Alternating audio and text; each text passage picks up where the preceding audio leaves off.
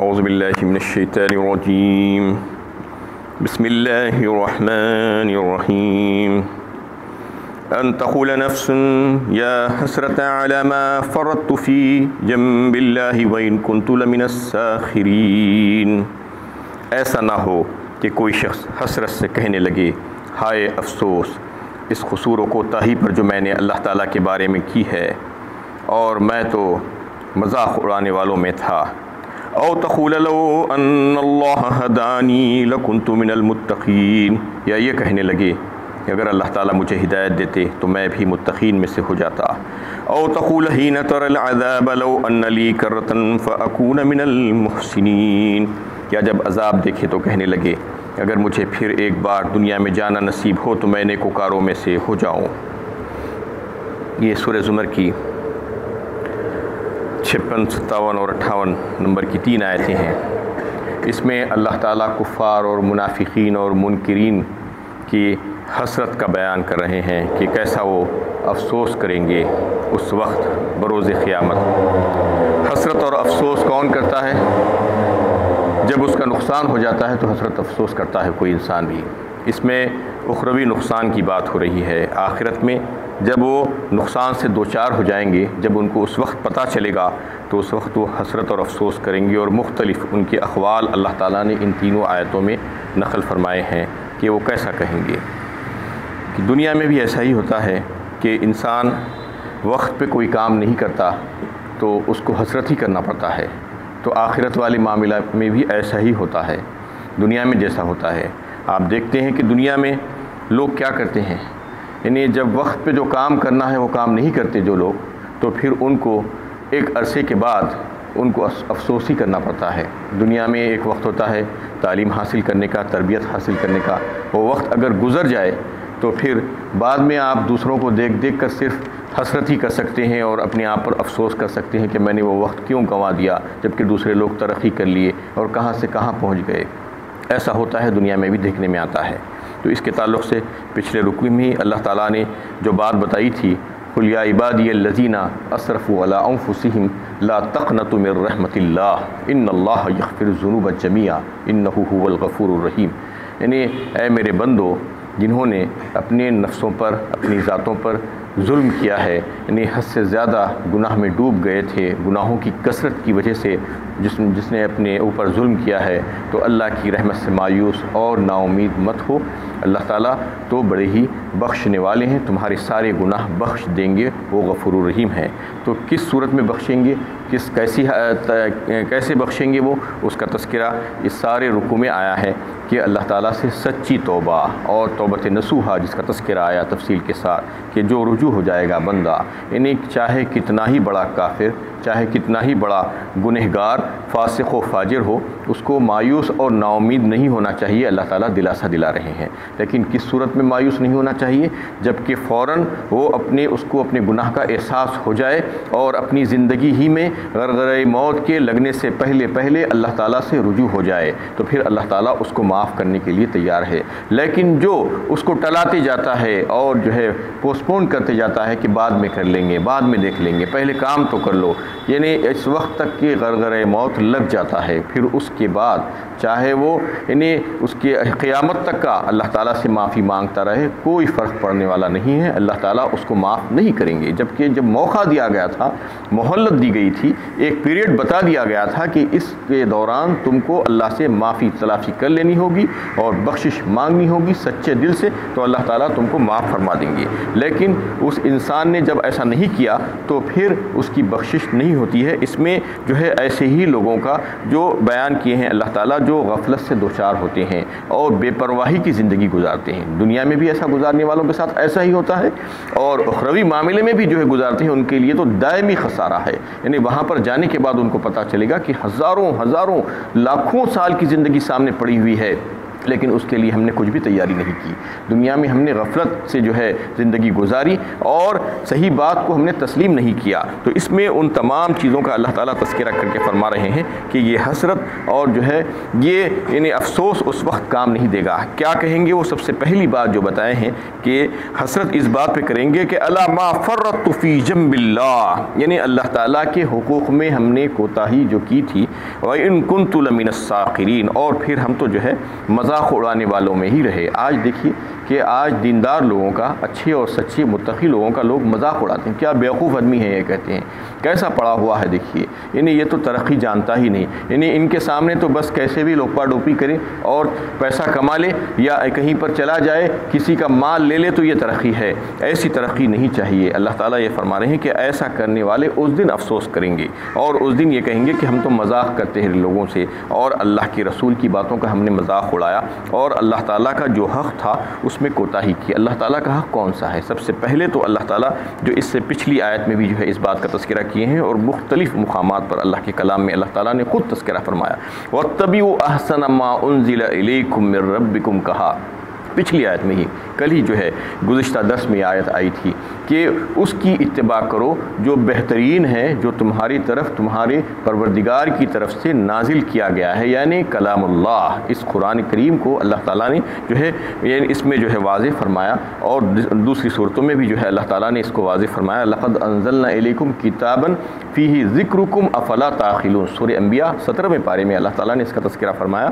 کہ ہم نے تمہاری طرف ایک جو ہے کلام نازل کیا ہے، ایک ذکر اور نصیحت نازل کی ہے اور اس میں تمہارا ہی تذکرہ ہے، تمہاری ہی چرچا ہے، کیا تم کو عقل نہیں ہے؟ بار بار اللہ تعالیٰ جو ہے توجہ دلا رہے ہیں، متوجہ کرنا چاہتے ہیں بندوں کو اپنے کلام کی طرف۔ افلا یتدبرون القرآن ام علی قلوب اقفالها، ایک مقام پر اللہ تعالیٰ نے فرمایا کیا تم لوگ اس پر غور و فکر نہیں کرتے؟ یعنی آخر کیا ہو گیا ہے؟ ان کے دلوں پر قفل پڑ گئے ہیں، تالے پڑ گئے ہیں کہ اس کو غور و فکر کرنا ہی نہیں چاہتے۔ تو یہ کلام جو بھیجا گیا تھا اسی کے ذریعے سے سارے قفل کھل سکتے تھے، یہ کنجی تھی انسان کی جو بھی امراض ہے، روحانی امراض، و روحانی امراض کا علاج اسی کلام میں تھا۔ اللہ تعالیٰ یہ کلام ایسے ہی نہیں بھیج دیے تھے بلکہ یہ ایک آپریٹنگ مینول ہے۔ اگر ہم اس کو سمجھنے کی کوشش کریں تو دنیا میں بھی آپ کوئی بھی مشین خرید کر لاتے ہیں، چھوٹے سے چھوٹا یا بڑے سے بڑا الیکٹرانکس ہو یا میکینیکل ہو یا کچھ بھی ہو، اس کے ساتھ ایک مینول آتی ہے۔ وہ انجینئر جو اس کو ڈیزائن کرتا ہے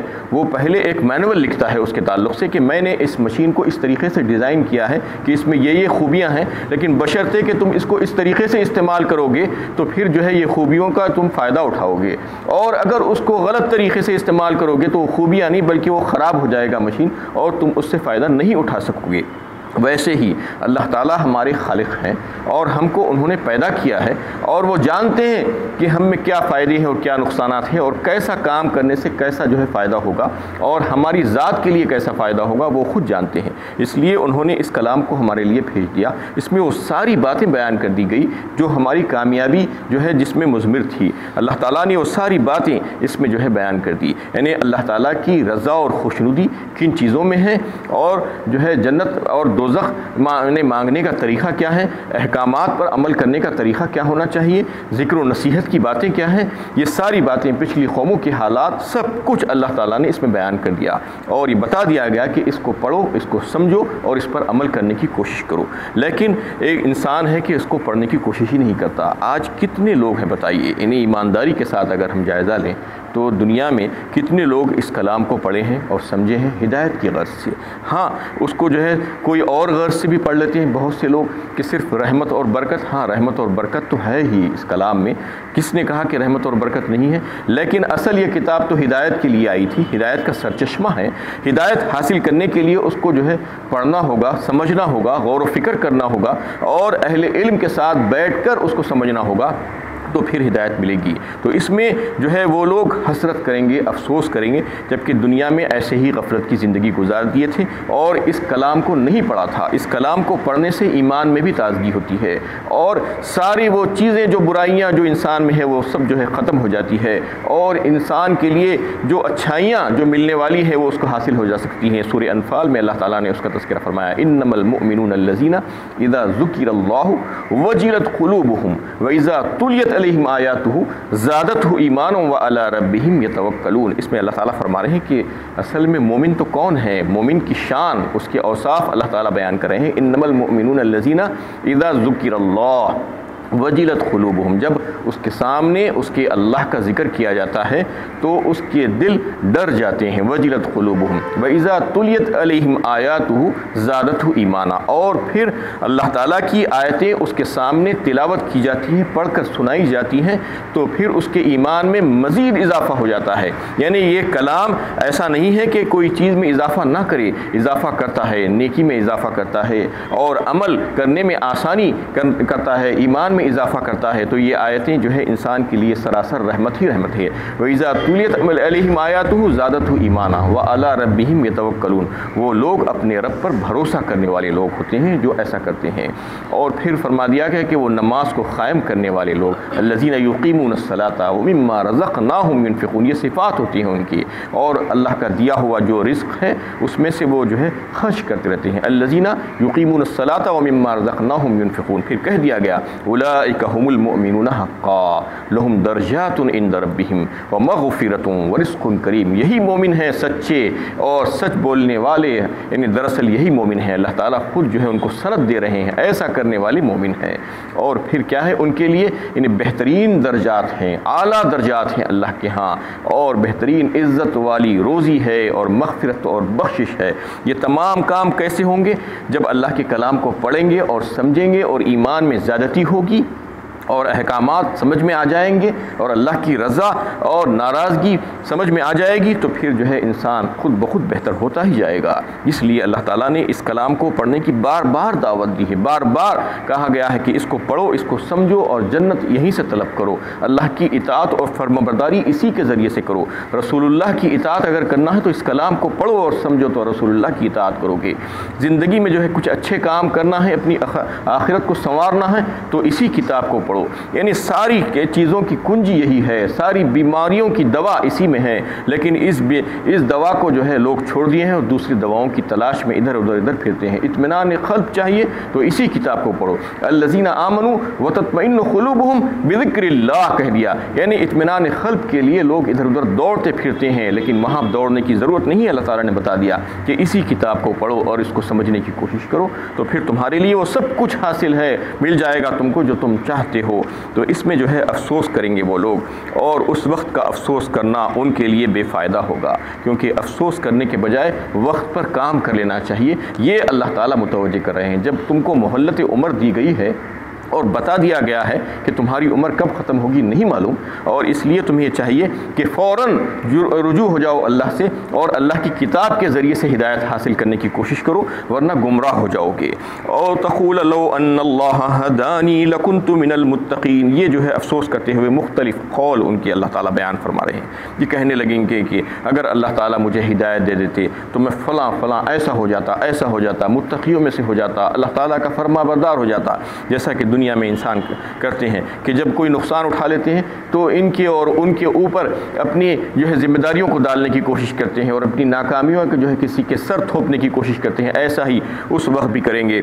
اور یہ کہیں گے کہ اللہ تعالیٰ نے مجھے ہدایت نہیں دی، جیسا کہ دوسروں کو ہدایت دے دی، مجھے بھی اگر ہدایت مل جاتی تو میں بھی پارسا ہو جاتا، میں بھی متقی ہو جاتا، میں بھی پرہیزگار ہو جاتا۔ او تقول حین تری العذاب لو ان لی کرۃ فاکون من المحسنین، یہ عذاب کو جب دیکھے گا کہ اب عذاب آ رہا ہے تو یہ کہے گا کہ ایک بار دنیا میں مجھے جانا نصیب ہو جائے، کاش کہ میں ایک بار چلا جاؤں تو پھر میں بہترین نیکوکار مسلمان ہو جاؤں گا، فرما بردار بن کر وہاں سے جو ہے اللہ کے پاس آؤں گا۔ یہ جو ہے خواہش کرے گا اور یہ افسوس کے طور پر، حسرت کے طور پر کرے گا۔ اللہ تعالیٰ فرما رہے ہیں کہ یہ ساری کی ساری باتیں بیکار اور لہو اور بے بنیاد ہے۔ اب تم جو حسرت کر رہے ہو، جو افسوس کر رہے ہو، یہ پہلے ہی تم کو کر لینا چاہیے تھا اور پہلے ہی ہم نے تم کو جو ہے سمجھا دیا تھا یہ ساری باتیں۔ بلا قد جاءتک آیاتی فکذبت بها واستکبرت وکنت من الکافرین، یعنی اس وقت اللہ تعالیٰ اس کے جواب میں فرمائیں گے ہاں یقیناً میری آیتیں اور میرے احکام تجھ تک پہنچ چکے، بس تو نے انہیں جھٹلایا اور شیخی میں آ گیا اپنے کو اس سے بے نیاز اور بالا تر جانا، اور تو تھا ہی کافروں میں سے۔ اس وقت اللہ تعالیٰ فرما رہے ہیں کہ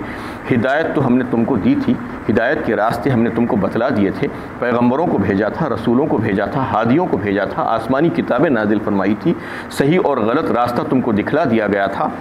اور حق اور باطل، خیر و شر کی راہیں تمہارے سامنے کھول کر رکھ دی گئی تھی، لیکن جو ہے اس پر مجبور نہیں کیا گیا تھا، زبردستی نہیں کی گئی تھی۔ یہ اس وجہ سے کہ امتحان مطلوب تھا، یعنی اللہ تعالیٰ کی جو حکمت اور مصلحت ہے انسانوں کو دنیا میں بھیجنے کی کہ آزمائش اور امتحان ہو۔ آزمائش اور امتحان کے لیے آزادی ضروری ہے، اختیارات ضروری ہے۔ اختیارات اگر کھینچ لیے جائیں گے تو پھر آزمائش اور امتحان ہو ہی نہیں سکتا۔ اس لیے انسان کو اللہ تعالیٰ نے ساری باتیں بتا کر اس کو چھوڑ دیا تھا کہ تم جو چاہو اختیار کرو، یہ سارے راستے تمہارے سامنے واضح ہیں، لیکن اللہ تعالیٰ کا پسندیدہ راستہ کون سے ہے وہ یعنی پیغمبروں کے ذریعے سے بتا دیا گیا، آسمانی کتابوں کے ذریعے سے بتا دیا گیا۔ اگر تم اس کو اختیار کرو گے تو تمہارے لیے بہتری ہے، اور اگر تم جو ہے اس کو اختیار نہیں کرو گے، تمہارے اختیارات کا ناجائز استعمال کرو گے تو نقصان اٹھانے والوں میں سے ہو جاؤ گے، اور اس کے ذمہ دار تم ہی ہوگے۔ جیسا کہ اللہ تعالیٰ نے 3 مخلوقات پیدا کی ہیں، ایک جو ہے ناری ہے، ایک نوری ہے، اور ایک خاکی ہے۔ انسان خاکی مخلوق ہے، اور جو ہے جنات ناری مخلوق ہے، اور فرشتے جو ہے وہ نوری مخلوق ہے۔ انسانوں کو جو ہے جو پیدا کیا اللہ تعالیٰ نے معتدل مزاج رکھ کے پیدا کیا ہے، اس میں خیر بھی ہے اور شر بھی ہے، اس لیے دونوں چیزوں کے اختیارات ان کو دے کر رکھ دیے ہیں۔ اور جو ناری مخلوق ہے جنات، ان میں شر کا مادہ زیادہ ہے، اور جو نوری مخلوقات ہیں اس میں خیر ہی خیر ہے، اور ان کو کسی قسم کا کوئی اختیار نہیں دیا، بلکہ اللہ تعالیٰ جو چاہتے ہیں وہی کرتے ہیں۔ لیکن انسانوں کو جو ہے اختیارات دیے ہیں اللہ تعالیٰ نے، اور اختیارات کا اگر وہ صحیح استعمال کرتا ہے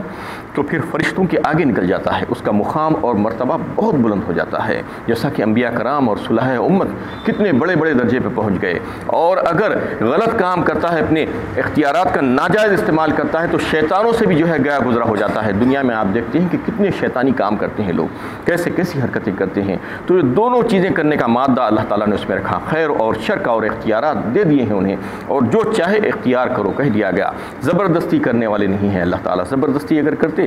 تو پھر امتحان اور آزمائش کا معاملہ ہی ختم ہو جاتا۔ جو حکمت اور مصلحت اور مشیت کے تحت اللہ تعالیٰ نے یہ ساری کائنات کو بنایا تھا، اور تو انسانوں کی آزمائش اور جنات کی آزمائش تھی، تو اس کے لیے اختیارات کا دینا ضروری تھا۔ تو اللہ تعالیٰ نے کہہ دیا کہ ہم نے اختیارات تم کو دیے، تم جیسے چاہے اس کو استعمال کرو۔ وآخر دعوانا ان الحمد للہ رب العالمین۔